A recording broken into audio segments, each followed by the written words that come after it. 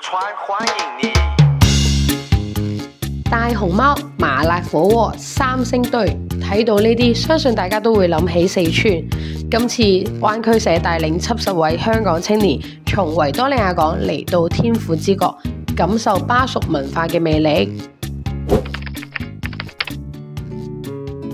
喺繁華嘅成都市區，坐落住好多寫意嘅古街，例如春熙路、寬窄巷子、錦里古街等等。佢哋好似喺度演繹緊成都獨特嘅文化魅力。香港青年漫步其中，感受美食、非遺與現代文化嘅完美交融。我覺得佢呢度係比較復古嘅，但係佢同時間佢又有一啲商業街咁樣嘅風格，我覺得 mix 得非常之好啊！我覺得呢度好似更加有人情味同埋煙火氣咯。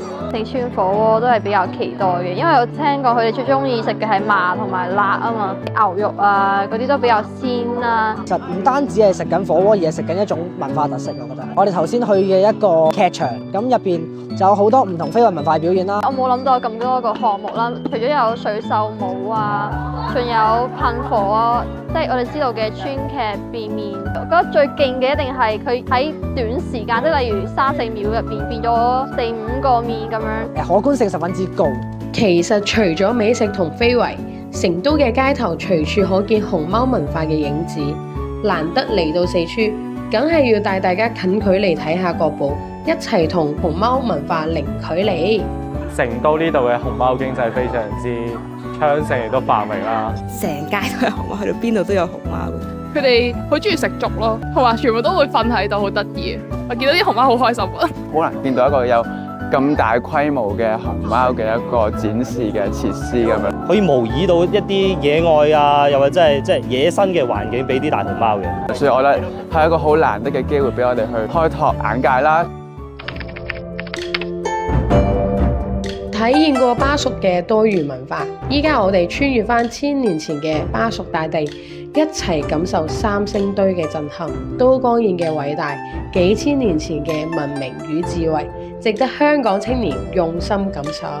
今日呢個三星堆，我覺得係好震撼，同埋引發好多嘅聯想咯。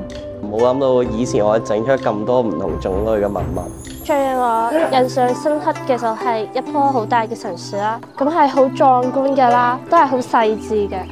印象最深刻應該係一個好大嘅面具，但係佢嘅眼咧係突出嚟嘅咯，即係例如好似話15厘米咁長咯，代表住佢可以睇得好遠咯。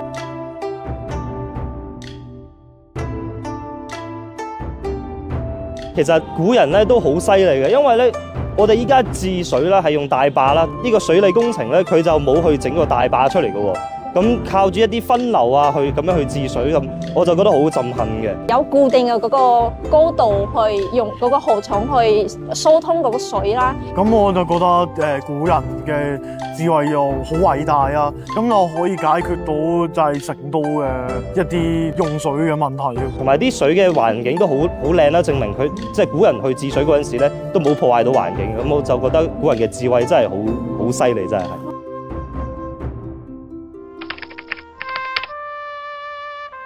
今次行程特別帶大家嚟到汶川應秀鎮，喺2008年5月12號發生過震驚世界嘅8級大地震。今日雖然呢座城鎮早已重生，但仍然保留住地震遺址、博物館、傾斜嘅教學樓、坍塌嘅宿舍、永遠定格嘅時鐘，眼前嘅一幕幕都觸動住香港青年嘅心。